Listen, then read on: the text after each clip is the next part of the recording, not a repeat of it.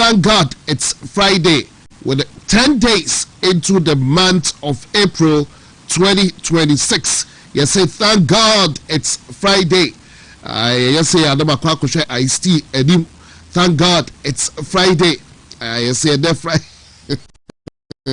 It's Roma say. But me do be biara me do biara you. And then one that mobile yesa odo abuma mumo edema would to be TV no. Mesa Madam Asibio. Bidi and the Kwaku Kyeremanteng Nkansah cake edie on behalf of the production team. Meda Kufin to ase ewia meda IST ase. Sanso ena Nana Kwame die Nana Kwame so no ewo MCR meda na se papa. Enti yatena se. Friday die ensema akoso titiri na wotwe mu nyina ni yakeka edie sie ni aba beka wo Friday. Yeah, the ebefo also into two major topics making the rounds or topics dominating headlines and yeah baby hu enkomo na baby I trade here we feeling a videos nibi they say videos no there it's always a blast from the past yeah and summer and then one na ete akuya kese no so NDC way reset for NCDP and na wutie no na wahwe bu sem ponsam bebrebe o mokan no emududu asai eno moaye emududu asai ena abamu but minka enkwa chiripi ya say yabekwa yadim enu tie na wie instruma power tenase instruma power ndimani mo beba be dimachi ene waba be dimani nti watenase na chesemede instruma pa ewremu preko. It's all about Tabia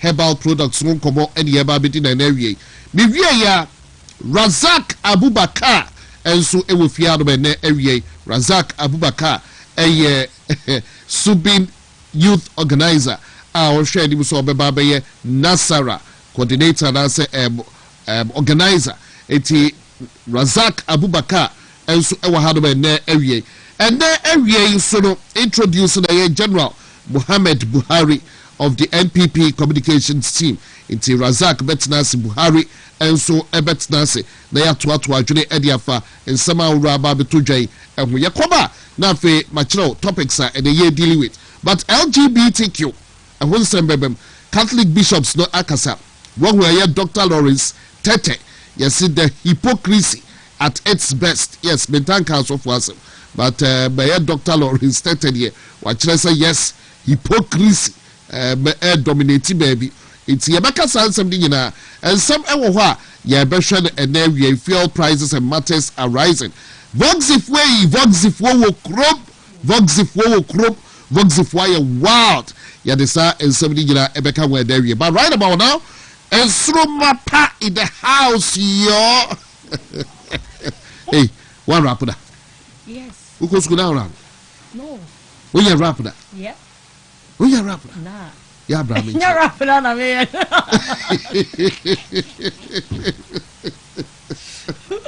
Yeah, Brahmin. Chose any rap. Ah, now I still be senior rap. I see. When rapper. Me didn't want rapper can see a part of you. And any did mean. Oh, you're rapper. Oh, I rapper. Any what you see? Yeah. On kind of mountain.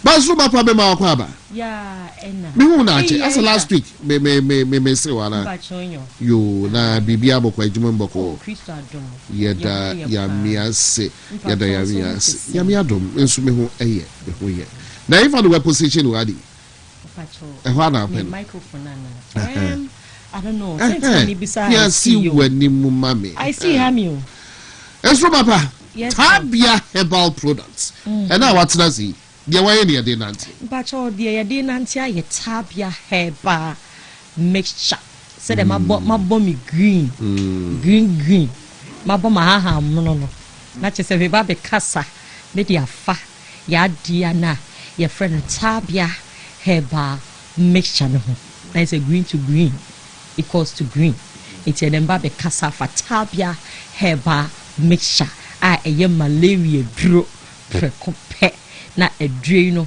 they be have kase Tabia herbal company limited there nyame adumo keke nyame adom na ebibiduro pa timi agina ne naso efie baako yenu yensa enan atra du num atra du otwe atra bedru 20 eduno abedru 20 na ye chese mienu asa betoso. Oh, to God be the glory. But ye hwe san fie we ya Tapia Herbal Company Limited ye nya ni nyina na ye hwe se na se bibiduro no do so adwaman so enti den ti ne ma enkrofo energy Tapia Herbal products ho sa na ye ya ho ase ye ya ade na customers prebeto what you say ye niji because Tapia Herbal makes chankwani 3D edra eno de ono ade wo china ne se ntontom no wo 1990 ni pedwanim na wakope Tapia Herbal mixture na wonum tuntum ni suro no but ade ye before make say wi ase kra dodo na efa ba bi no mo nhye dan suro yare ba kono eye malaria so hu ye ase ye fa malaria say ye small so say small little boy ase adeketua bi malaria bi na achimi o ase miti me koye no lab no mo se menya malaria ketua bi no was adeketua bi asoso but malaria no so na ekumpa because ebetimi ama obi ho a ne pressure be cost room nyina be contentem nyina obe home to nanti kakra na wa bre na poso ye ne ye nyina ne mu ayemre chese nanum ato wontimi ndidi ni nyina ya aye tiawa ade ne se wanya malaria ni bi na wunya malaria ni bi enka se malaria ketoa bi na menya malaria ne kiti bi nim mesrew de ehia ne se obekọ pharmacy on say malaria do betimi abowura pharmacy na ya bowonsa no na ya test wo hunu say plasmodium emwa ni biaba o blastrin ni mu a entem para pharmacy ho na de kra ne say ho na obenya Tapia Herbal mixture ni bi ato ho ne bonye din edro ni bonye din me pa cho say de kra mi so ho Tapia Herbal mixture ye kra mi akosoro kesi na ode nipa kono so opemfa so chen na ye Tapia Herbal mixture no waton amawo na 25 Ghana ati ase kadis 250 wato na sa enti me pa ocho ye bo eduro ni de rose no na ye ma na hia wo se malaria ni ikumu malaria ehu ni titiu dia ya na emo awa ni timi rewura mu akowura wa adwin ni mu no wati ase obi ho a esro tai kika no wo se akola no wo nyino du be 12 years ekro 13 15 wono wo school mani afro maame obana kotwa ahio papa obana kotwa ahio ase obe ya wonte ase na wa started in prayer campus won believe nyankopon chen Tapia Herbal Company Limited ye ginyamedi ye gidi pa ye ginenum wasemudi but the to de bia on say yare no wo hwe se de si ye wo fa na pa bibidro te se Tapia Herbal mixture fa kano Bible ni se ye ni duana ba na yemfa ahan no ensa yare eninti na odi nubra na ahama no amaye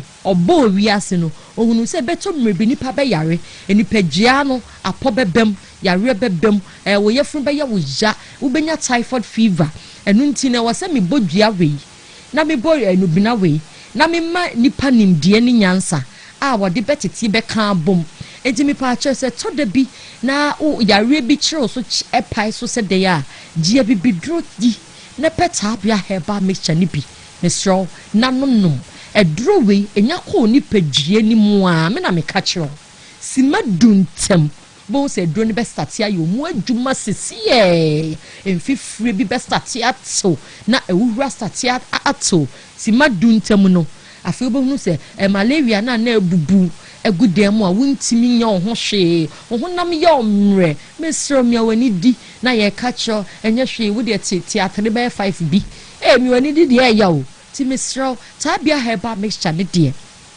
enye bibia se eyenim na yenim no bunana down so ni enim se edro we ana se haban we pa de eye purposely for malaria parasites no enti sa haban we ne no na ye de ye Tapia Herbal mixture no na ye de amount enu nti na onom Tapia Herbal mixture na within 3 days no na ho atọ but ensencheni ni start say esi a tie mistake aya na ye wa ha ubahunu so obenu maduro no obe start anom taabia heba mixture no o start no onom baako mienu miensa menkase bia wanom nene ochena but the ne ya me kan fiwo so bi ho a ne yare na me boss yi na wa boura pharmacy na wakoto aduro no se de me chiechim na wanom atre ni mienu na awianso wanu mienu na enyume wanu mienu no ubahunu se enyum ekwa enyumre kakra na de ebechine na ne ho start se etononos aduro na peke afama me within 3 days na obe feel okay no na we je duro no de si ho yenya course be concerning that we je duro no de si ho adia malaria parasite no on pen sa de no se wo treat malaria pa na wo be no na wo no se every 3 days ko no symptoms no as start ekọ na we je duro na si ho me ho atome no wa pia ko rimu a wo hu lai no chini faha na wo yesei basa na mo woni nyamfiu ni padua ni munwieye enti wo se na asa start ho na obeti wo be fret abia heba e was 0243686861 and I said 0245749206 so simple cho na me wo malaria na me koto emi hu se me ho atome 3 days no and am dey aduro ni si ho enti mpacho metimi anoma na ye aduro ni de obetimi anom but aya ye body aduro ni say enye good practice sa wo banu maduro tabia heba me shei na wo hu se wo ho toba na wagya idea si wo na watwen ya be bosumi mienu bosumi miensa na wasa akọkọ aduro no na wasa ba benum no we are bosa na saka say tabia de enyu no pacho malaria parasite no mo mpa de do entontom no mo mpa de de pacho mo ntize ensonson no mo yem no wa mo ade de na watimi attract yo mo de no aduro betimi eku mo ntem so ya ade enyu no enti pacho wo ti fia wo de agihwe me nyi ni se malaria aduro bia wo wiase ma ede enti tabia no sa na tie eno de kano crachro ade enyu no na bejew emu onyu no because nubrane amana ye de ye ne wo say enyu no na ekokum malaria moawa no efi wo ni paduanum obi ho a okọ efom se bedu se tim na wabre na poso ni nyina waye se mremremremremremre unya tabia heba mecha na misro ebeye se adwuma hoden no so e de amaw oba bi so ho a wo tie misabre ya ono so ne de ne ye menstrual problem makacho say tabia heba mixture no strictly for malaria, loss of appetite, general body pains, any oba okofichira what yaw enti oba bi ho a ono ne de no okofichira bon say enkopim say yenu aduane nwienu na watiem be 5000 mesrew wunya tabia heba mixture ni bia starting no ansakra na ubewura obosumi ni mu enti mi fa ni say ebia wo expect obosumi ni be 2 weeks edi animu ya wunya tabia heba mixture ya starting no o menses ni mu wo period ni mu so a obetima anom tabia heba mixture no na aboa a balance hormones no na ade bia edi severe pains at the brew no a year fi ho na afi monthly flow no obete kra na ebeye normal pain e wo so oba o tie ma ohunu se me bu mensa pacho wate ase another thing ni say obi wo ho a ne de no irregular menses no ebe ne ochina na yi ni ti 5 days time na be yi ni ti obi de etibi baba ako mienu starting na ntisa but emre kwa ni mu no sense sanye kakra aba o menstrual cycle ni mu a opeta bia heba mixture ni bia na wanonom na typhoid fever tieniye typhoid na fever fever na emomu no we ni nya ntontom na ba be kawa ma onya typhoid wanya fever no say wakodi bibia typhoid moawa no ewom ebia nsuo mu aduane mu anase sebi obi akọ private bi na wonso so wakọ fa bia free ho but the dure timi no kese pa e ma typhoid ni free wo yefunu ni mu ade ehu ni say typhoid no eba me dofo obi ho beka say anyumme pa na ankofo ada no saa na dwono na wo yam no ya wo yam ni wo yam ni tutu wo mu ni koto ha no mu no akoto no eba ne ulcer eye pepepepepepepe eti misro eduro no ya tabia heba mixture no eno de ebe je untem so ade a maka cha say ade a tabia heba mixture no ene na ni nhia de fever so enti wo yare bia fever so a eduro ni Tabia herbal mixture no and temperament no kase wa pick numbers no screen so wa frey ye woni e di nkomo baby abenya bi etuni de say do so poor kumase for na omo frɛ yenya tabia herbal ni bi mpacho okɔ pharmacy herbal shop Lancy shop over the counter Colinac herbal Misty herbal Apidank herbal Baseline pharmaceutical PFA pharmacy Saks pharmacy Yellow and Orange and then Age9 pharmacy meaning baby a tabia products no ebi ni sesi on Nkansah ya repass or kind na number achemo tenatetmo dependable mo woko you can say Cape Coast so ne omo ho patemu no nyina say Charles nimbia herbal crisis the answer biara ton tabia herbal mitimi bo pharmacy bi na ye orthodox medicines nko ane but because tabia herbal mixture na akra e sa twija ninti obonso obekona tabia herbal mixture pe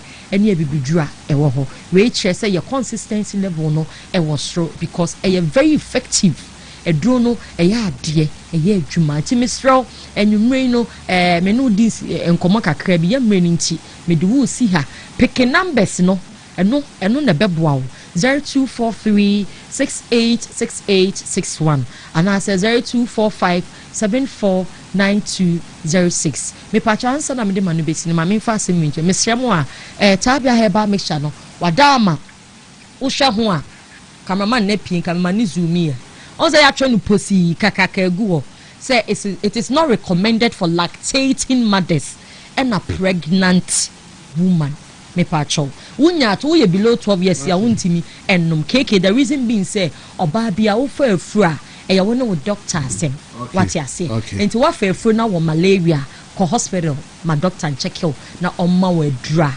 ebebo 0243686861 and I say 0245749206 tabia herbal products won sunumbi Beda say Ensroba pa beda say yeah asabini beda say be pacho on the more serious note tabia herbal products do bet be a friend number na Ensroba pa dia to jana na so wa pbia kira kwan ebeboa o papa ya to aye dwumade no so make say Razak Abubakar atena say ewo dwumade so na oye Subin youth organizer or pre se empo Nasara obeba beso Nasara mu na just 100 the kama iti ohwe akwadi for the position of a Nasara coordinator iti Brendo Drew Adamakai eye Razak Abubakar sanso na eye Buhari ewa General Buhari we call him but also nice jumadi so but time ekwadi mo befa 2 minutes be LGBTQ plus. Bepacho, somebody Sam George. Yes, why ena endimno? He said here, Mebuno, Sam George, obo father nyashe. Obo huru Sam George, I said, no, or you're dishonest. Ama Sam George ekote kakra. Na binima dia ene Sam George apie ben sabre krado nana kwame fa Sam George to sumamie na on people don't understand what this is about. Just last week I had to help a father whose 21-year-old son had been abducted by someone who was sodomizing him as his gay lover, a 55-year-old Ghanaian, UK Ghanaian. For 3 weeks kept the man's 21-year-old son away from him, thanks to COP Lydia Donko, Director General of CID, who worked with our team to identify, track the number, and identify the person and rescue the boy just last week. So if you don't know what's happening in this country, you will think that there is nothing in Sam George or Fechon. But when it comes to the innocence of our children, and protecting our family values, we will. And to those who say we have other priorities, this is a priority for us. This is a priority for us. Any country worth its salt can deal with multiple priorities at the same time. We are not saying we should stop building roads because we don't have enough hospital beds. We are not saying we should stop building schools because we don't have enough pipe-borne water flowing through our taps. We are dealing with our roads, we are dealing with our hospitals, we are dealing with our schools, we are dealing with water. We will also deal with our family values. It remains a priority. As for me, as the member of parliament for Ningo Pram, the people voted for me, and that was one of the reasons why they increased my vote margin from 69% to 74%. They said, Sam, go back to parliament and make sure this bill is passed. So for me and my people in Ningo Pram, this is a priority, along with our roads, which are getting fixed, along with our health clinics, which we are building, along with our school blocks that we are building, and the water problem that we are tackling. So it remains a priority for us. Finally, one of your co-sponsors, the other one eating for job, keeps on talking about double standards and hypocrisy among this current government. What will you say to him? Like I've said, I won't be drawn into the debate of politicization. Honorable Ntim Fojo signed the bill. He was the only NPP member of parliament who signed the bill under President Akufo-Addo. At the time, he was deputy minister, and I have credited him every single step of the way for being bold. However, when the bill was placed before President President Nana-Addo in February, he didn't call on President Nana-Addo to sign. And I understood the challenge and the difficulty he had. He should not bring us into politics. And I had a conversation with him 2 nights ago, and we've agreed there needs to be a dial down in the politicization. I said to him, I listened to his press conference, and I asked him, you said President Mahama should sign the bill. You are a sponsor with me of this current bill. You know that the bill is before the committee. So when you do a press conference and say President Mahama should sign, what should he sign? There is no need for us to politicize this matter. And so, not just to my brother and Team Fojo, but to all the signatories who have come on board now from the NPP, they are welcome. This is a collective fight. LGBTQ does not know NDC, MPP, CPP. He only knows the innocence of our children. Let's not play politics with this. Let us fight this fight as a Ghanaian people. Thank you. People don't understand. And so that's the man, Samuel George Jata George. Now, and then, me say, we lose credibility, we lose credibility to the extent that Sam George is now confused. The man is confused. Well, show the facial expression. It will be very much confused. I think Sam George now doesn't know what he's talking about. Then as Sam George can answer me, bread and butter issue. Then yeah, president the Nkansah say a top, a priority. So what's Sam George telling us?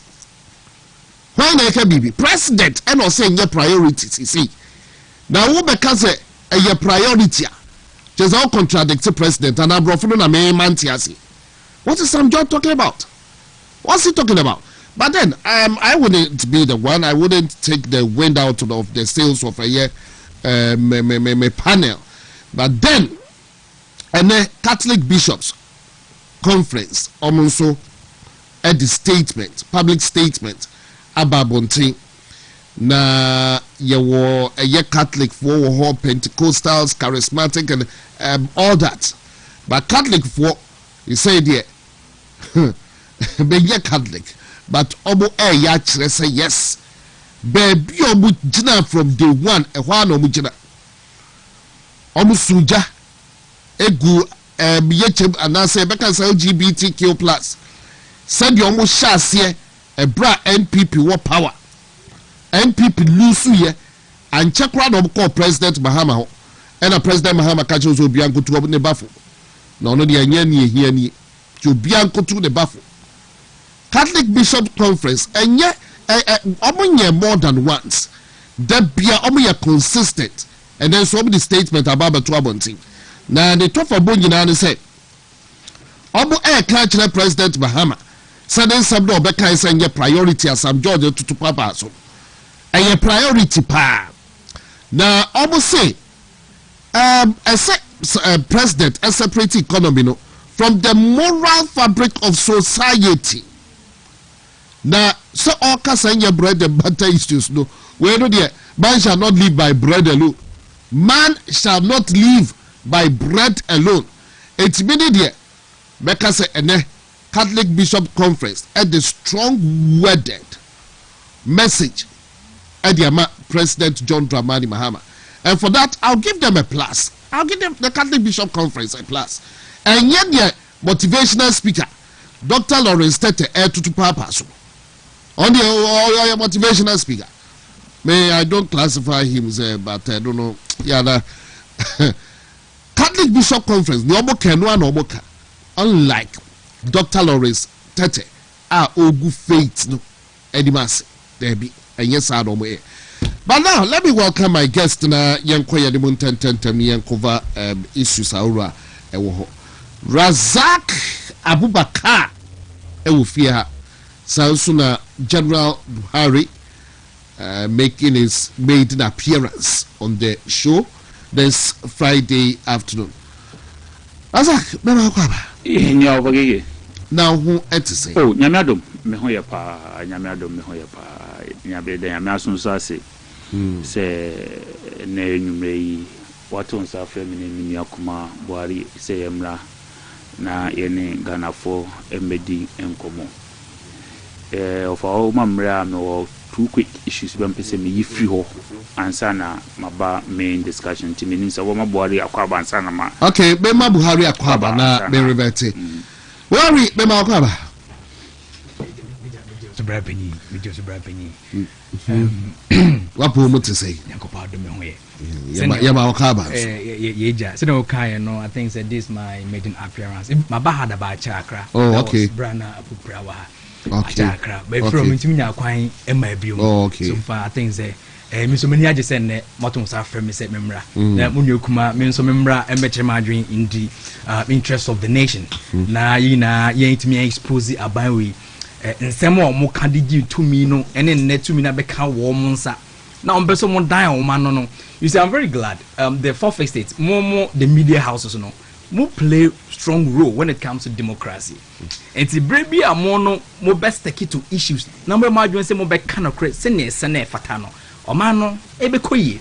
But se mo so mo fall in line. Na mo margin say mo ye kataso mu muaso na asem no mo pese mo be kan. Sene ne asofo no bia ya na wo kan ya ye lebu mo as hypocrite. Now almost stands under a certain government ye different. By ne almost say because of abana or tesono or on the telephone or monetimi kasaintino or moon to me and cannot send me no music canon one. It exposes the hypocrisy of ye sabio ye leaders are nyamesono or modi yenimokai. And I think that I'm very glad one to me I think that more ye jumason over social media.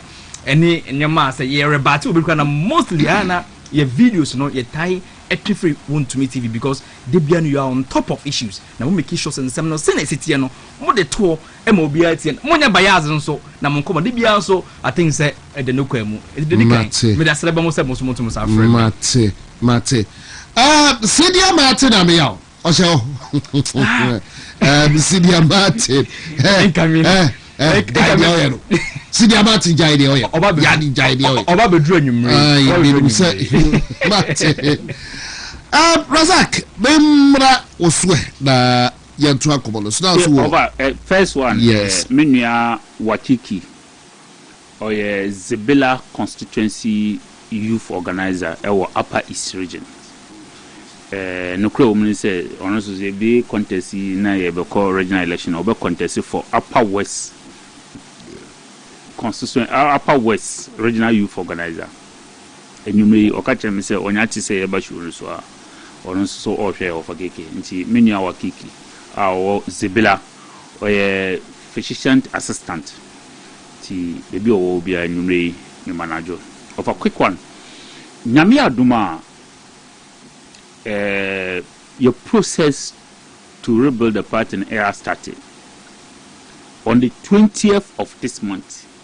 You will open nomination for polling station election. Yeah, regional chairman at born home a year and say yanko share elections in so.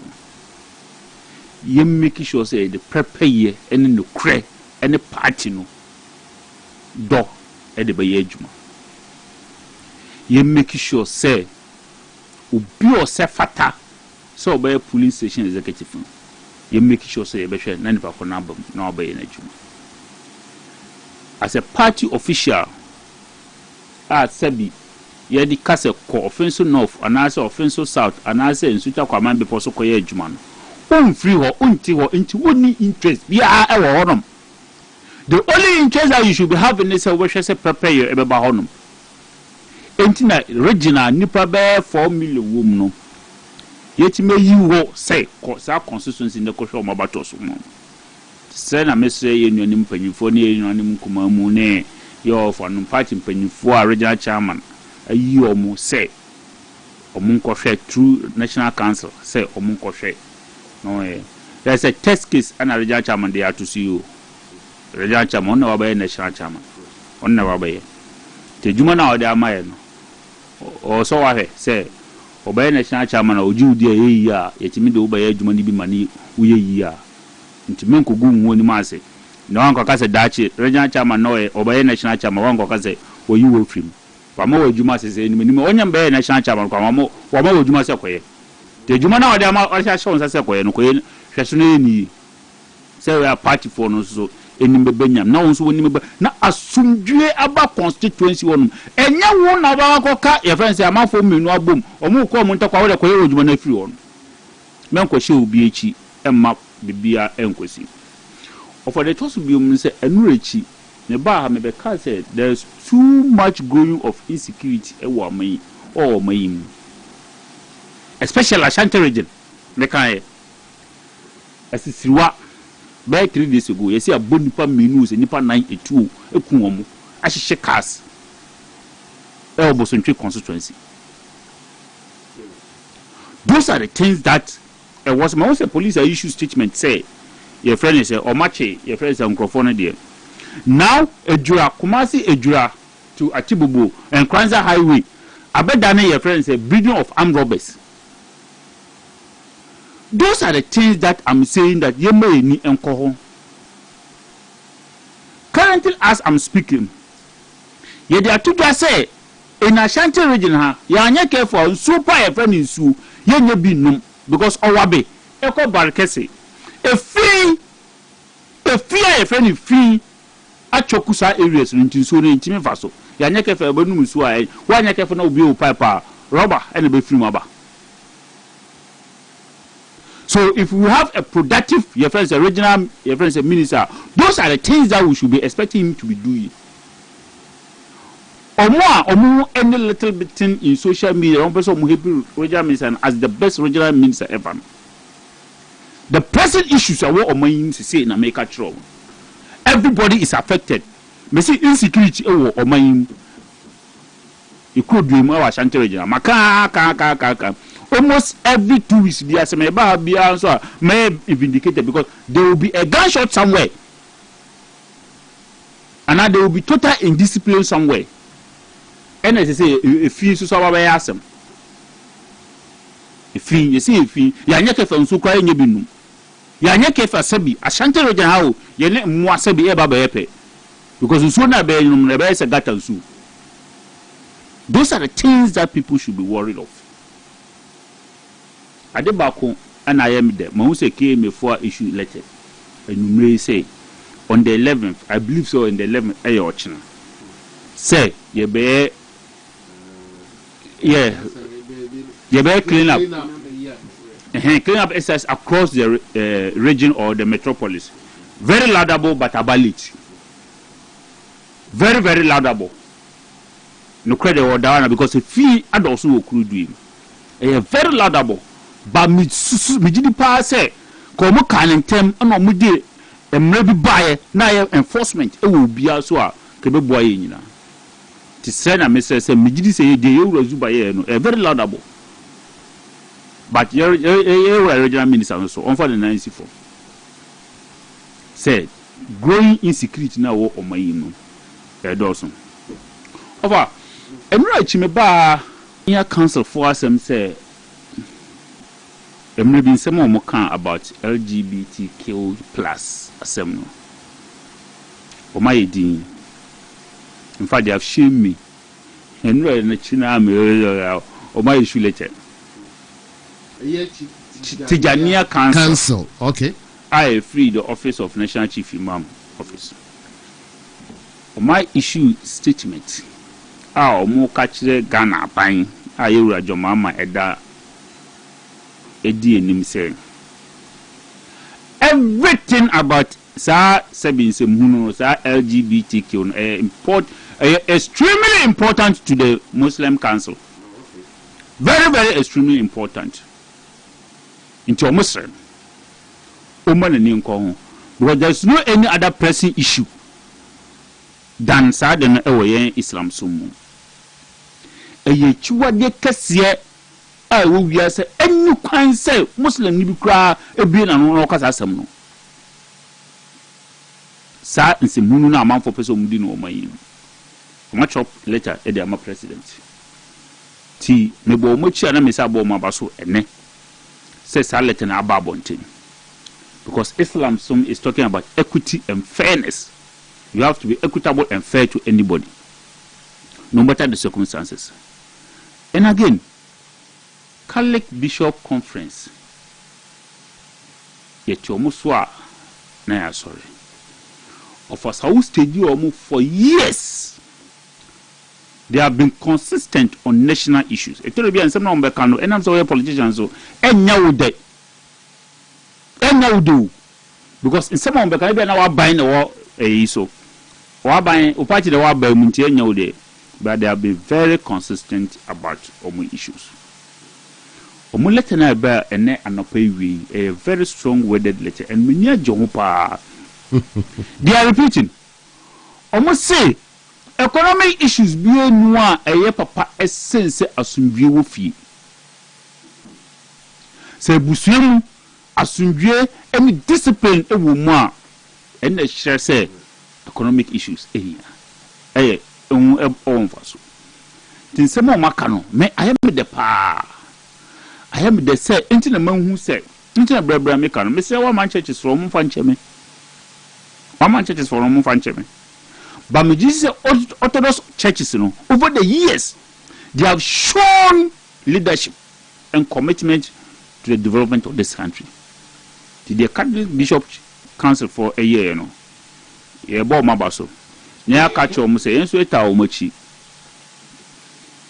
The Bob Mabas, no so for Bacone dear. Yeah, made the beer maker. Oh, offer. Sabu, Kumiana no cry and you.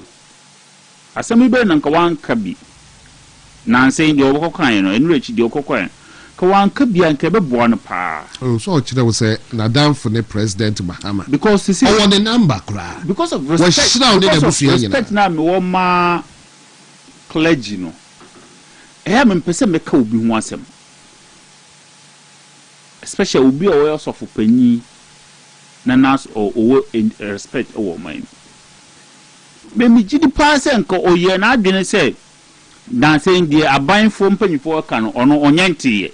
Jinkonya din kabe boano pa of a one pow and maybe on the case nonsense might stop in this country and answer so President Akufo-Addo and signs a bill now he will walk to your friend saying Jubilee House tinan say ya na dan for president e ka say enye pressing issues no me percent ko pretend say the president kind want it. Person pretend to say the president can't go anti. Nanka avoid all your friends saying media engagement. And case 7 more saying say the oye. Because the oye oko social media I'm only good in Facebook. The kind of language I'm up for a use man no.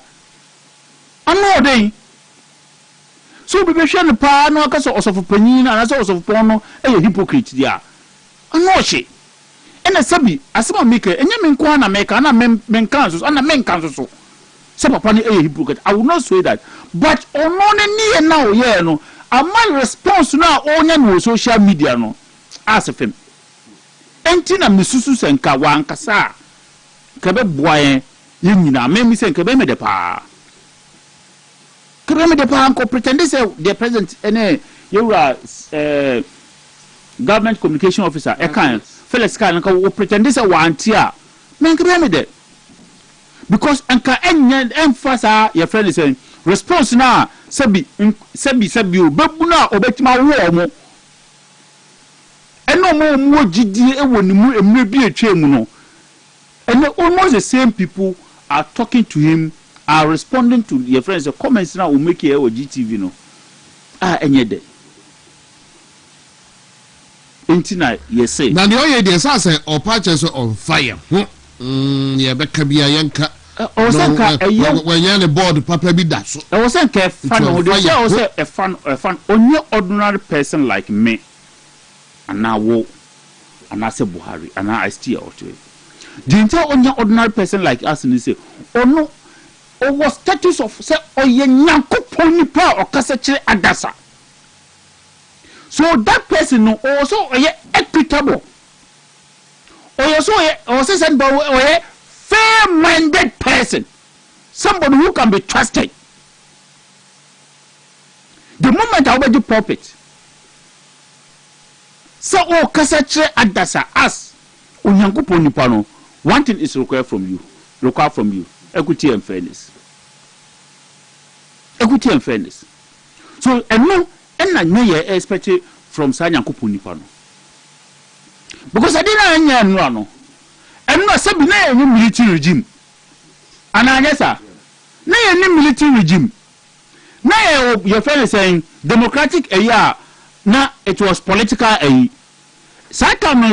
and yes, civil society organization and raised that matter up. It was politicians who raised the matter up. And the civil society organization and the clergy as of for imam for edo mu jimu enti sema o kan e no na anya no we are expecting as your person some fair comments ene but you don't tell us that some action and no a nonsense because a political leader that you don't believe in was in power and then you are now telling us that we should not play politics with it.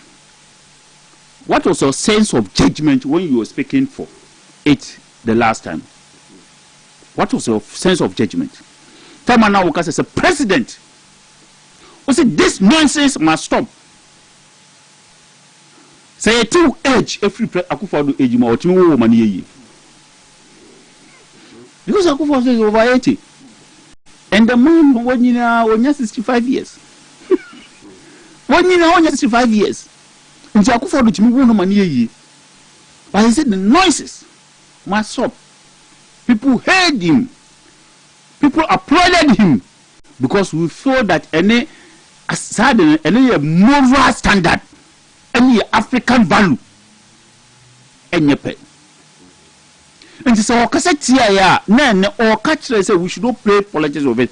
The letter man or cassette he walked to send all the politicians in the at that material moment, you know, I don't think one country politician say they should stay away from it. No more clergy for any for any.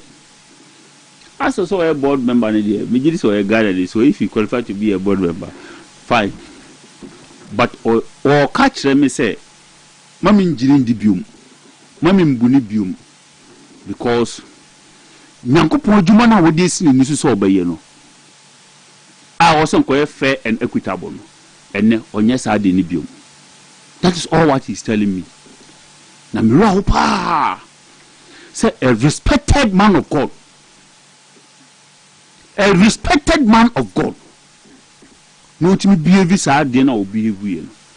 I must say what treat us of phone any more from. And yet Catholic Bishop for later year will throw a pa. Minister Sunday in Kasorabema.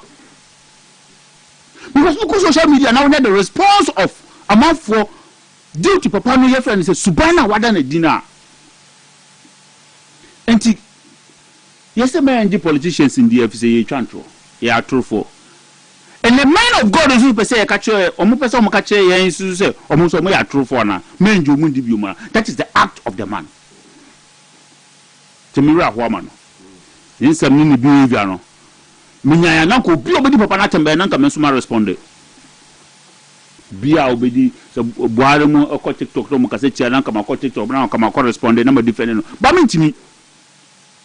You subanti and obi any obeti ma defend no. And you unfortunately for you, you don't see any single post on social media e kan sempa papa no. It should be a worry to him. It should be a worry to his family. It should be a worry to the congregation that he leads. Because the congregation expected or need equity and fairness from him. Me did pass a sort of no okono. Me nyesho so muna indisifo. And so what that's how Subane and now it means he is not equitable and fair to the other political devices on most already. And up to some George, dear Sebi. There was some George, one other rumor. Some and yes, media now or more cover say now can make us a video, a old video. Because Ghana for can see and say, you're the president, Mama and Yajan. And one is some George actually. Ghana, President Mama near era flesh squatchy, offers in a castle, and you're pressing issues. There's no Ghanaian who went out and said that any pressing issue. And almost some George, not by now, or the political party now, a while ye president every out. Omunomukache say any pressing issues. And they say Ghana for 90% of Ghana for GDs are acting and act papa.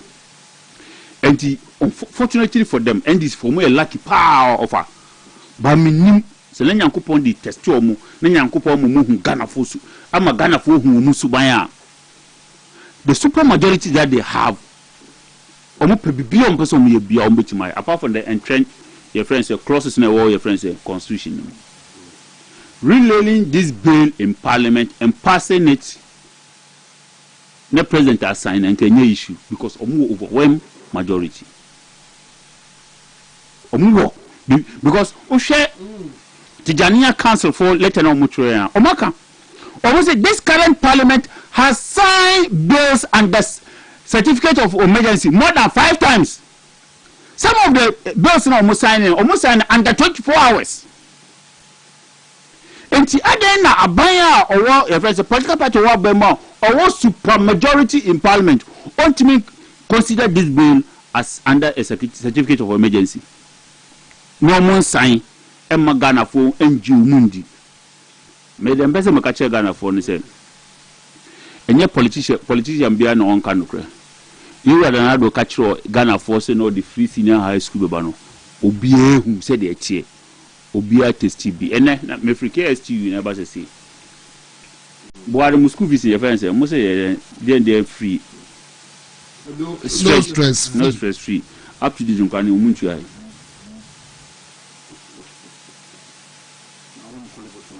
Omo ko enyenche omuka.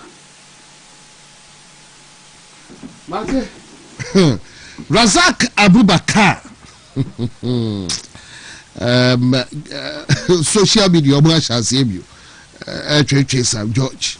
As he said here, pram fat Jew as an animatry. Pram fat Jew. Pressure bad as one watching. Na social media. Worry. You mean all right, me no opinion. I think say Razak I can't say me na before me kwa asem no so no me krum for offense South constituency em so we na jebre a omuti because message me nyere say omu na do mu TV channel na to wontumi TV and na nwumre omo hwe dwumadi a yedi ne hei ma me fan chashron kuma party for omo offense chairman Joe Sala any party executive no nyina any offense ni asanteman enyina me no panyi me say bre kwa me yonko gay asem wa yeken ye kase yakoso aka LGBTQI LGB obi ko beka na den kwa ne yeka wasemi ye ka LGBTQ na yeka wasem no a na kire se be ma ne be ma se bi mpedua ho enya nhyiemu anase omu koda ana oba ne oba ye den enya nhyiemu omu kwakoda na ma ehwa ade bi ye beko into elections NDC for na prioritize gay ehun komodie ene part na almost say gay nkomonye priority no wo na a prioritize ye 2024 osofo panyi baako eto ne safre Sam George e wo na sorry dem na ye mane bu nkotobi o pulpit no so wura osofo agenasare na wo de anonta wo go Sam George 3 so ehira no bompa ye ma no se o kuntokaden se gay ye nyintu mu Ghana ha eno ne baako enfanto nchen ye ba abam Joma ma ka kire yen se bra okuhia asofo nyina ye ko 2024 elections eno ka kire asofo ne se momum bri mo makoma na ono oba obe sign emra no ama sebem period no susum na so turumu no wa mana be illegal onyintum e wo Ghana ha. That was in opposition. Your first statement Joma make ye oba abamu. On 15th January 2025, Sabina John Mahama sworn in as the president of Ghana. Or say, if we are teaching our family values in school, we won't need to pass a LGBTQI plus bill to enforce it. Where John Mahama Numasem, captured by GH1. John Mahama say, Oba Abayemuno, a bill opposition, also Oba, no, also a sorry. Now Oba, now sorry no, yin to Oba council. After Oba Abayemuno, the first statement, or say it to me, say your more fana dear you school move with your family values, any your culture, ye I be before your culture, any yam some ye the train cranu ya, a who young posse ye be disabling previous out to home come Ghana. That was first statement Mahama make ye. Now make the second statement also make ye. Second statement. It happened on 8th of July 2025. When none statement but not a test to see some Mahama no or best sign our own sign. On the 8th July 2025, Ghana buying John Mahama echo UN. No call UN no. The issue was na that pastor ye koto swaba no na about LGBTQI plus rights. Now in July 2025, na ye nim se president was se wono no se be wanyam somfo. Oba obesan ama sabe mpreduasa turumu abe illegal onyintum no. Na ye nim se we di anka akwanya aba ne sign be izamaye. Na hade ye koto aba no. Enkura omoto support to gay no ewo ho. Kura aba no oye se ono onto bi. Ono a onto magefo no. Ono so a onto against mu na Ghana ka ho. John Mahama the president. Otwe ne ho efri mu aba no wan to be. Ebiom on 22nd October 2025 for the first time gay asemu yinkomo ya Reverend Tim Fojo and some of the members of parliament issue another bill at the call parliament. Now I'm going to call parliament TDC way 22nd of October 2025 or say parliament halt reintroduction of anti-gay bill as it disappears a day after advertisement on other paper. Now, Oko Parliament, yeah, the bill be about first of all, also we advertise on other paper. Parliament, or more terminologies. We advertise we are before you go into for the first reading. Yeah, because second reading, third before House reading are adopted. That's Tinkomoni. More majority, the majority leader, on the head of Parliament, on the head of government business. It representing the interest of the government. For that matter, the president. Yet the bills more than 10 echo parliament sadano. Adechi na bill no baako ayira free parliament. Parliament o bill na ayira uni bill kro gay bill ayira we nyina esi under NDC government under Eye John Dramani Mahama. Na ebiom me mo another instance in 2025. Me no penny 40 yen. Okon kran ya ye frɛ bia bi Independence Square.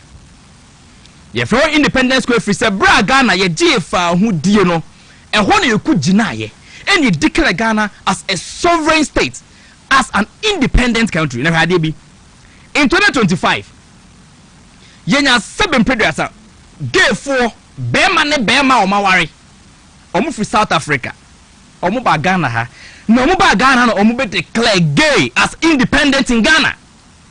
Omo ba ye no omo bia a omo koye was Independence Square bia anka Ghana sebem yedi tu ye ho na anka ho ye krokron bia e ho na Ghana ye gifa ho ye kugina declare ye no sebem turumu for free South Africa ba ye no e ho na omo kugina na omo kisi omo under the Independence Square sa dan na omo declare gay as independent in Ghana. Bina penny me say come anim ebiom on that very day John Mahama Chino from UN yet to about against the LGBTQI plus. Yenya the gay community. Emma omu bomun sama John Dramani Mahama. Sa Mahama ya de sa one to about infantia gay for. na me yi we nyina go presidents ama tiefo na ehuni asie na obi a nka sese be imperial sabe ye twatro ato John Mahama so ense meken na no ugogola obehu ebi wo ha GH1 e publish ebi wo Joy TV ebi other TV stations e publish ye me catch Ghana for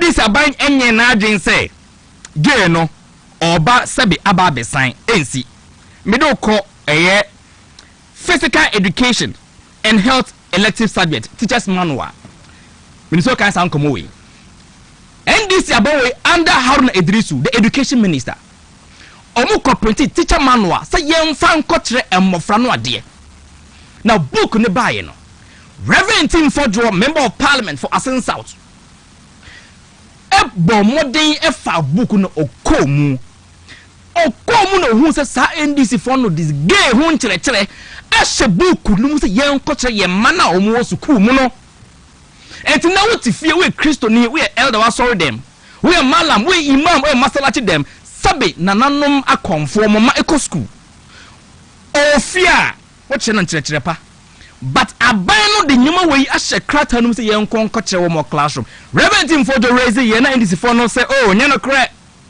enti publish book no me copy hana me kai section of the book or say this concept goes beyond the binary notion of gender, that's male and female, and recognizes the diversity of gender experiences.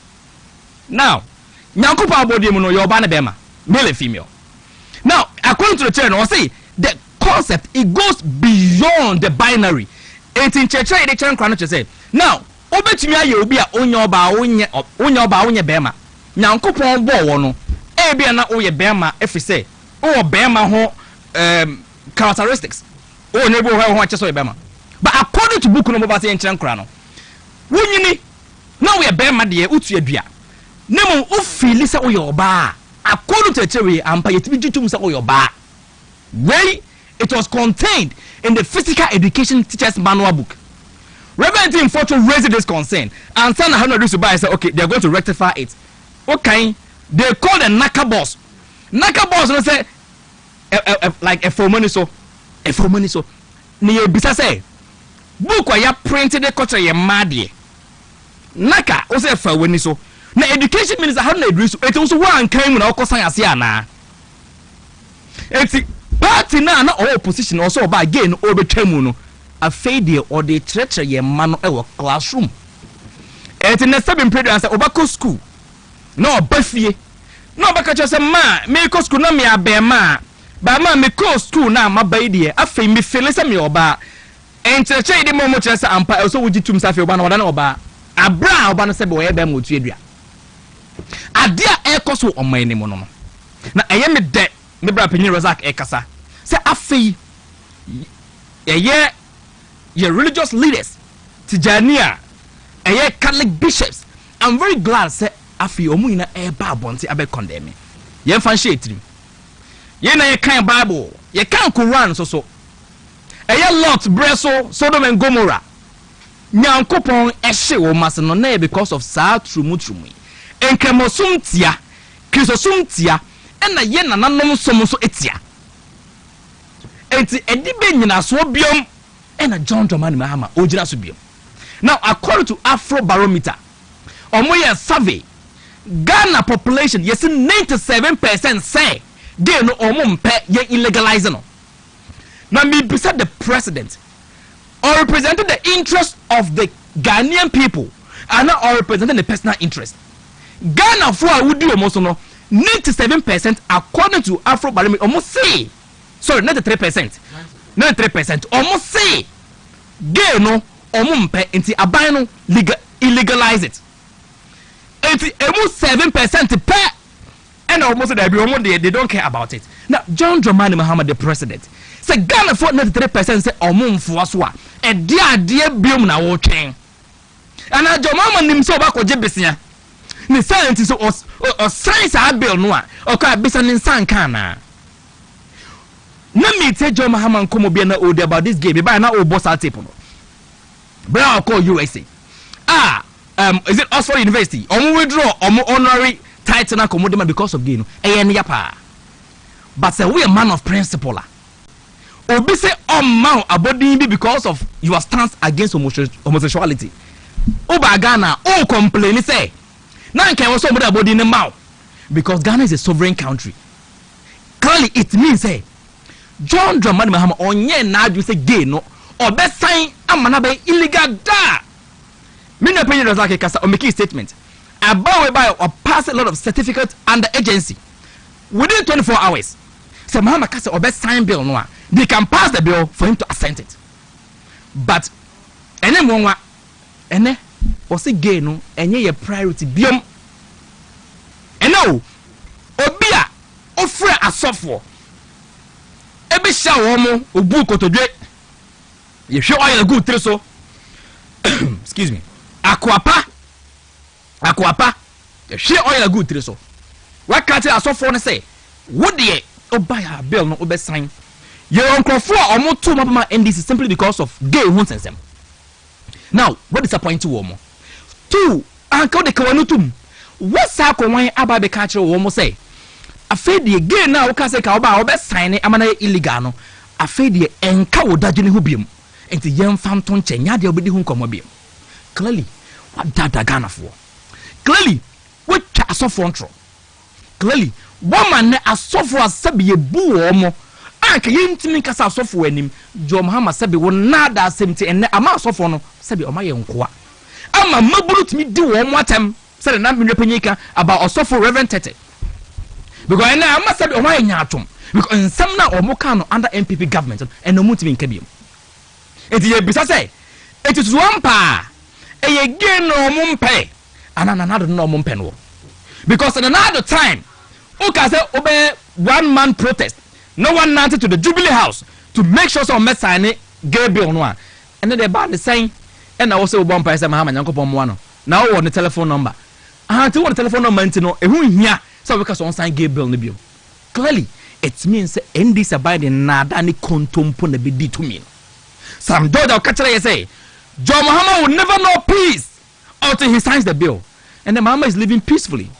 Only fear Abra on sign a bill. And then Mahama say any priority some George also want say on them baby Mahama say on the tape or complaining or say DCOP Donko Abwa Amasebi British Ghanaian bia or kidnap Ghanaian youth Sabio or Fanato for 3 weeks Onumpo any police fan Eko J Sabo Frano. It means I don't know and why you're under your government. It means I feel credit and member shall say rape member. It means I feel member shall say kidnap member sub for moto. It means a gun be a whole tro. Nanumpo yin as well. A man some member illegal.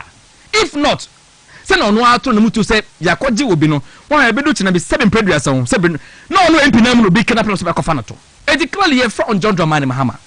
On one a share neighbor. You know, I can't focus MB. What do I know? A dot on your eye, a binading, a bung. Where no dear, at the winning, your best. There's a reason why or more the super majority. California, GDO, Nimu, and in the end, this mu and almost top of my MP do one. Send a bear, or the pass the bill, on can say young MP for your training, sir. Where dear, oh, super majority. So, opposite or sign anti gay bill no. Over to the Jordan Kwa and the certificate agency. I sign a bill no, I'm an abba bayembra. You better John Dramani Mahama. So the okay, you know. Opposition. Also, when you sumni or quite sorry, or bar or besa. Ni busa say, Nyame sumo no wajayana. Aso no wajay kwana. So onyai ko no go to sum Nyankopon dia.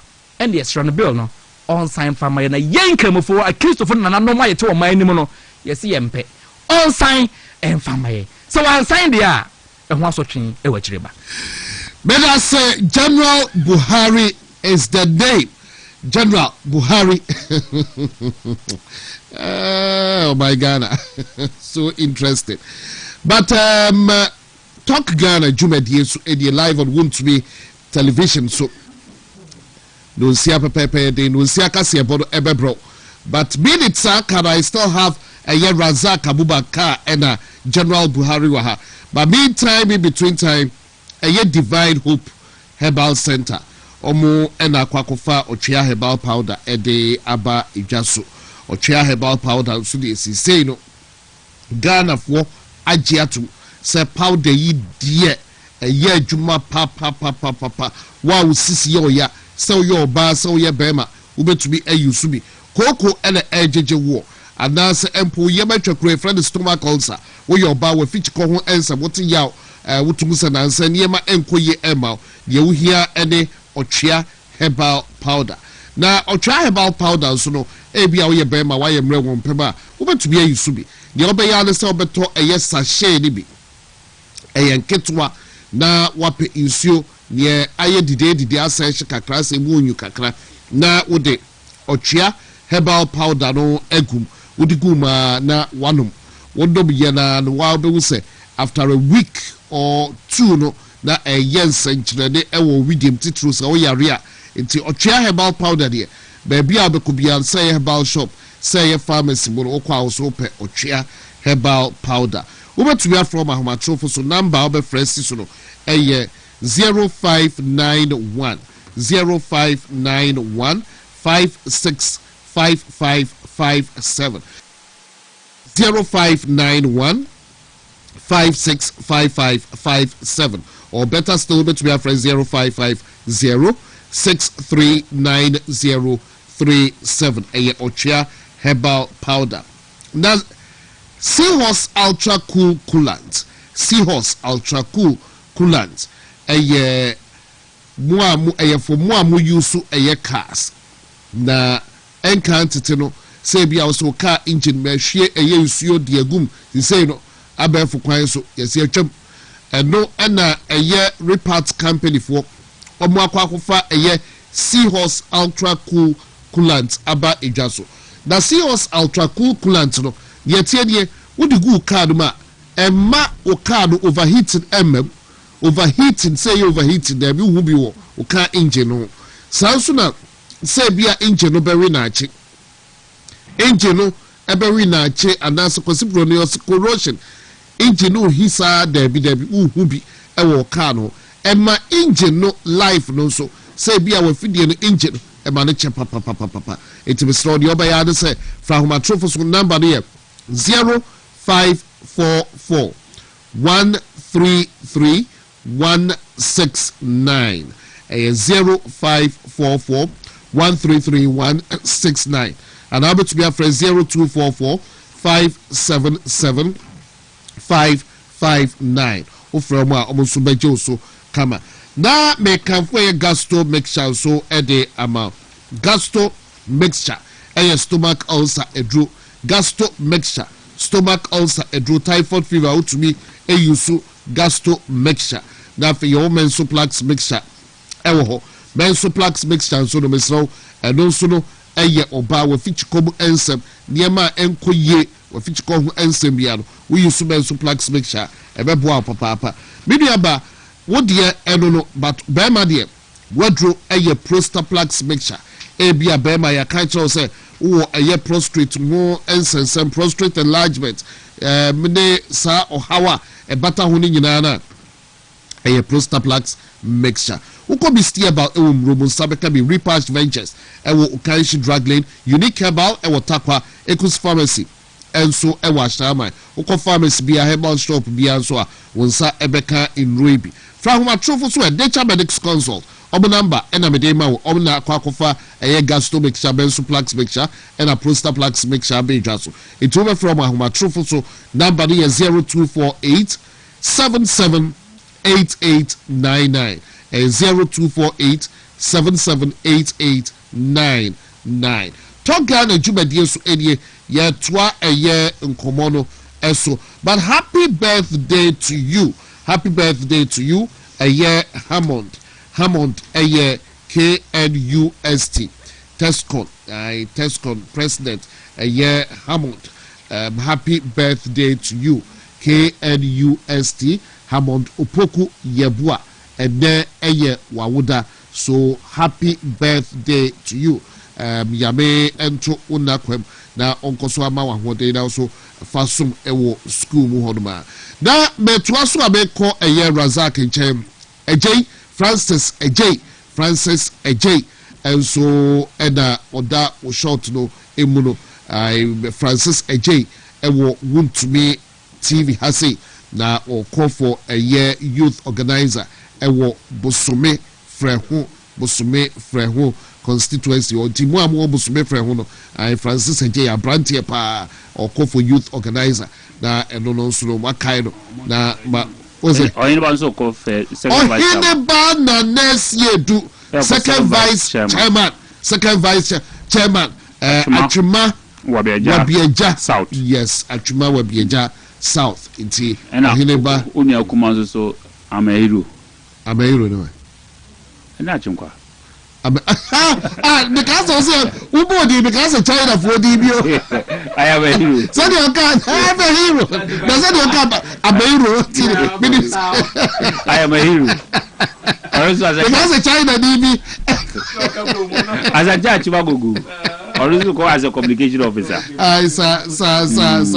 All hands on deck. Buhari was re-election. Waka Makaka was re-election. Bye. Buhari. Where are they? Last me call secretary last election. Sir. Officers out. Oh, okay. That's a mirror movie. I saw checking with the police station. Sir. No, that's you want to have common so that other matters feel on common. Yeah, Kaya says Minia Wakiki as a Mose Mekoka Upper West or Upper East rather. Zibila constituency in Upper East on our contest for Upper East regional youth organizer. And your nonko Minia Kuma Prince Edu Boachi Yadom, the donor friend Kiss Me, or also or call for Ahafo regional youth organizer. Also so ewo honum say me maka say aban we AI Killnet aban dinja me ka say Killnet aban say nura they say there was an emergency cabinet your friend is saying meeting say almost in the next 4 weeks aban be hwe na watiti taxes so Aban is currently projecting that in the next 4 weeks, in Tokona course between your friends US, Israel, and your friends Iran, Subecha. Because they are fortunate to have yes. Argentina young tax because yes Omuko meeting and Rano. Na finance minister or honor. Na energy and green plant minister or honor. So any decision be an open person will take it. They could have taken that decision and run. And again, fuel pricing. Yet the levy be a koshawa and ka enu kwanse edition on and any sadum so living. And to say a band person he levy be through see a nagana for and who told my own year immediately and run and cage because I want to for now. They are suspend the answer. And I say, and no because they are suspend the answer. Because you person Ghana for and here and Ghana for and cost and chill till the next 1 month. But that is my understanding of statement in the Babontin.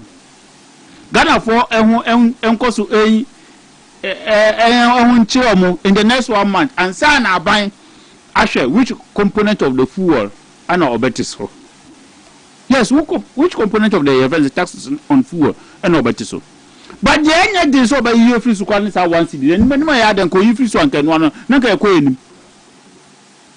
And Taban Killnet or train Ashe. Say it's the next pricing window.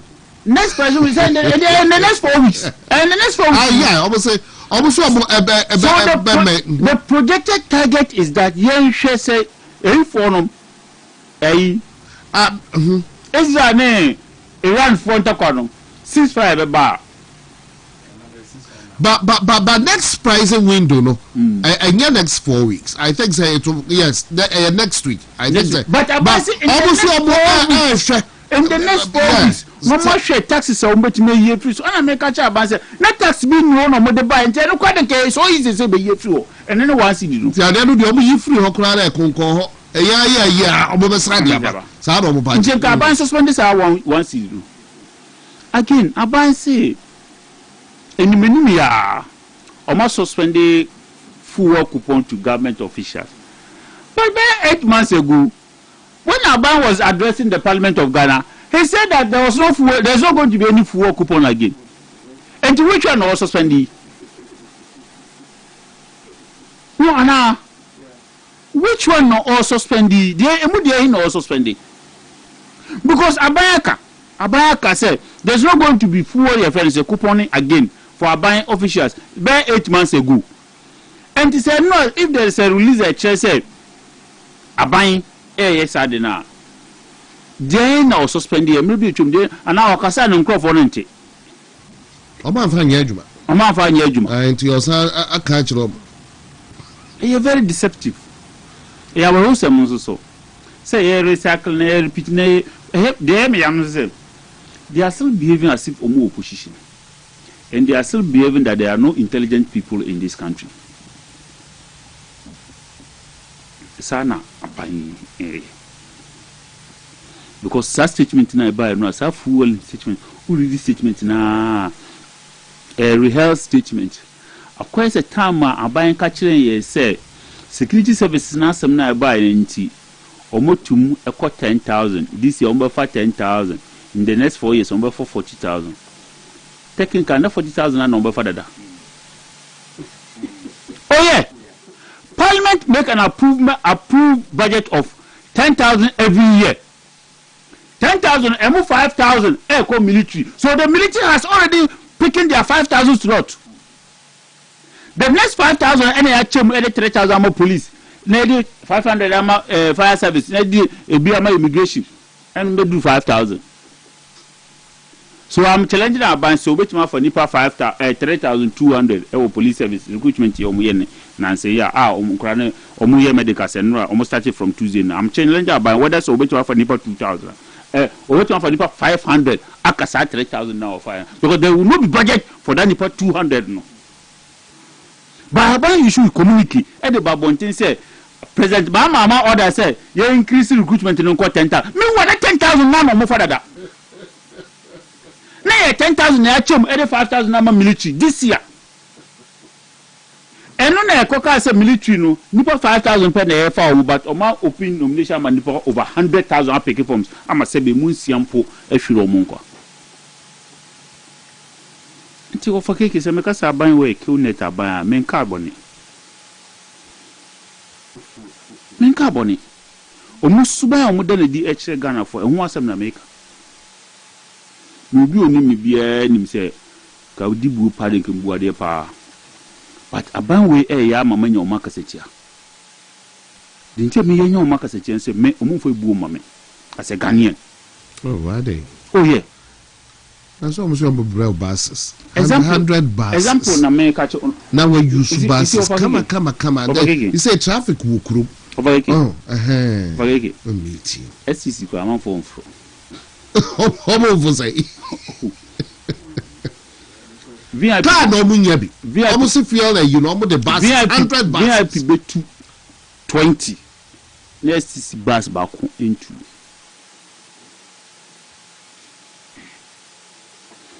abanhwe nyankopon nim no kan chese say electronic buses na bar on the abanwe and a cry that we cry electronic when do they say normal buses to back but we are not the electronic buses no but because we baby club dey kumbo but when do the 100 bus exactly there na 100 buses babe we for nipa free omo betete bo so ai be hu omo enfa the be hu sa buses baby I almost traffic wo pa be hu omo so exactly what NSR traffic buses in the bar den and the traffic eso betwa this abas and kwa ba na police motorcade edinanim na atwem say there any traffic so ana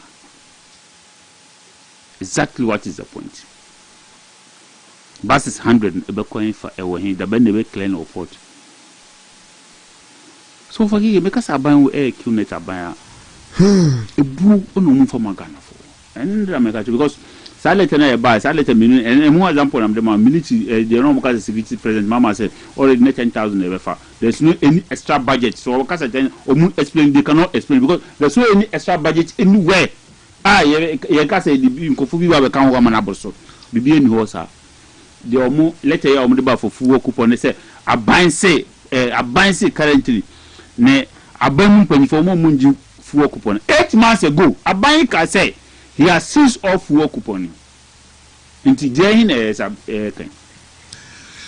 mate men kona men chat time kakra be ba osubio am ebia no menya be 2 minutes bia ma ona your take on the year Voxy vehicles are abane no na eno na who still who komo ewe chire driver for use cars ni bi na de mi ko hu no be catch them say buy padifu yi no ya ma so mo atoto VIP buses bi ne ho kro de ba bi na egum eno mo so Voxy no fa kofo pa enti sadia obi adwen chire no sadia de bia ho no mo de ko because the thing doesn't simply add up. Say Voxy no ba o de Buhari brother me ba Revenue me make first submission no penyi bi kra send message bre me ba hu ankai about homosexuality na me Mahama nsem no eno was say bra Mahama lunch my first coup d'etat book no the chairman of the lunch no na ye friend no Andrew Solomon oye gay for penyi pa etina eso me so penyi no honorable ajakwa utia me pacho medasipi so ene ye call ye fuel no so ye see tusi ane ye tumra na akirisi now Ghana for Semuju Mahamadi amhwa ade bi in 2013 President Mahama in 2013 justified the decision of the executive to cut their salary by 10% to support healthcare delivery, especially in rural areas, and challenge others to follow the example. In 2013, John Mahama say almost nakatuya any abandoned for or teso by 10%. That's according to John Mahama. In 2017, controller force say 10% of Mahama ka say o mateso o ma akate dia to de boa Ghana no. Or say Mahama's 10% salary cuts accruals mixing. Sikana Mahama ka say o mo no ate o makatu so de gu ho no. Yes ka no eden ayera ye ho biom. Me kan ba besi eye fuo coupon yasem a na me bra panyi razak ka. Now, me buy so say Mahama scraps fuel allowances for all political appointees. Date July 2025. Mahama say abamu penifo nyina obia ni wa ye man fuel allowance bi why 2025. Now had here in 2026 or cancel allowance in 2025. In 2026 budget volume a official document budget volume. Now I say Office of the President, Ministry 001, Office of Government Machinery. I say now Oba Asia unspecified policy your other allowances. And the other allowances no your state fuel allowance are 19,608 Ghana cedis. Where 2026 budget or can 2025 so what allowance in them? But in 2026 or the share budget in Musa Yemfa a fuel allowance in Enfama. It is any baby because or make kill net no. Mahama no yenim no. Mr. President, yenim no. Eba nada kontompo sabi yen twatro na ene no krense de. Mahama we very good. And the fuel allowance na also mo kate no. Se na ebra penyi kai no. Ye bede ne hu se ampo makate. We say new official documents a Ministry of Finance document a chere 2026 kra no sa oji fuel allowance a. Ne nim se o say I for appointees anameboa. Ba o ka ho bi. Say ono na dikan or katene de any all political appointees. Mama read it biom. Or say Mahama scraps full allowances for all political appointees. Or the new JNB. Enti ye ba budget volume no so a. We under government machinery. Office of the President. And the allowances no ya chichem. Or scrapping in 2025. But in 2026 appear on the government machinery. So order 19,000 for fuel allowances. There's no way say papa no or best scrap any allowance or na no faka. But ke me no ye be dey hu say ampa odi so. In 2013 na o ka say we cut salary by 10% no. Sanko wan so ko 2017 ama control ama bontia. Ni nim say ampa we keep to hold. Eto be koso atwatro no ba me no ye be den hu ebiom omo say omo yi some taxes se na be afu obo be befom where was that kazem no na ye busa say taxes ben ena mo ye free tax bia wodin mo na mo de dum so levy buy aye wan Ghana cedi ebe to so tax bia wo bia no e wodin etu ka say uyi some taxes are what me actually say by next week there's going to be a new window fuel price mobile adjustment whether downward or upward. Now what study said that next week more be some taxes are free. So what should I say tax like temporary now I bet just 4 weeks. Now I say most of that toss on the free you say tax ben more free. So I think the mobile tax needing they are trying to be smart. There's a ceasefire. And there's a possibility to end to asubium. And the young fast 4 weeks and steady grounds near here said the musity. Sent talking to try there. Any tax being free. Mobile Cumiano, diesel near 14 Ghana cedis. Diesel near 14 Ghana cedis. I am go to some previous prices. Yeah, handed Kunyama Jom Hamano. Diesel near 14 Ghana cedis. Will be able to beat my check carry. And the diesel, some of the filling stations, and I'm 18 to this 50 pesos. Yen no more muchu rino. Micro rino officer for us a churino pa. Complaints I mean naturally say. Time of fuel no and I'm 14 Ghana cedis no. Sir Oko filling diesel, no what I call loadwa. Ophelia was spend 2,500. Now mo peja call 18.5 per liter no. And Ophelia, I didn't 2,500 and Ophelia spend 5,000 Ghana cedis. What it means is that offer load from Kumasi to Accra. Boa no agent face no. And after this they work automatically obetum. And the VIP to lorry frame from 120 to 150 Ghana cedis. And the menu can say GPRT you must say effective 20th of April. Almost say adjustment almost to lorry frame. And the pure water and also a born year too. Abase was stepping in. But menu can say breakum for the attack effect. Our born of a pejam. Baby pejam. So clearly adie bia ne ho amama ban no oyo PR e kasa e propaganda yenko kan nsem enche Ghana for no masumunye de enye omude but omunni any direction bia omokwa asabe ye be kasa direction we de eno the right direction muka je se ntoka na ma fu bo akoso mebo na afa de eba ne sen ena mo se taxes bi na mu ye ma fu bo abafom na je se enye ntoka na ma fu ne bo akoso e mo taxes ena ama fu bo ida akoso that's according to my analogy.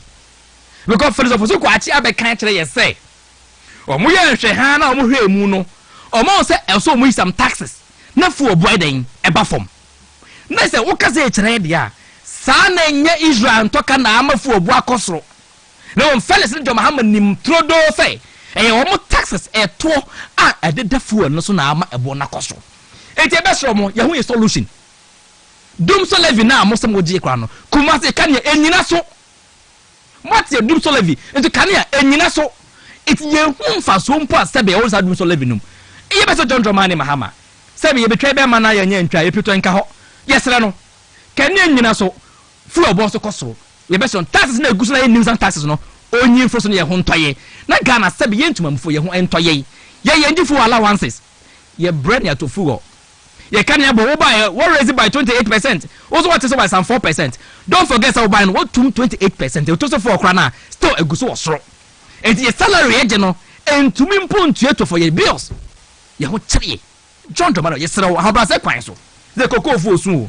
So say stay ntu omukade. Obi esu. Ye pese John Dramani Mahama. Ye besere no. O man so si be fa no no. A na emu dwo no. So ohwe na ontumi emfa ya nkwa enum a. Baby obeto ye no. Onye no hanfa maye na Ghana for your huntoye. But I say Buhari mean check the time. Okay. She say the bro Claudia aso Nkansah. Razak minute. Yeah, sorry. Me asema obinka menka. Mentwa antronso ntu bia so A+ ene o ka kire say if you say NDC ba ben afi no won say ora e ya de fun pa o say aban we on jai Ghana for the deal no my asum enjoy If said the entire no moka ora no. Aban we aye wesa than the entire no moka ora no. A plus a catcher so only my bamum penifos is here, I say, the colleague MPs, ni ministers. If you say this bar bemuya or matter to Abaya say, our mercy sit down more complete. Matter assassin complete a dine was within 13 months. A plus on it, a bang way and whom Peter. Nunku means a man for to be Ghana chronosa. A plus in the kind. Ghana Police Service or Munchino. No man find evidence in that. Matebe so be da se be ye de ebesia. Aso.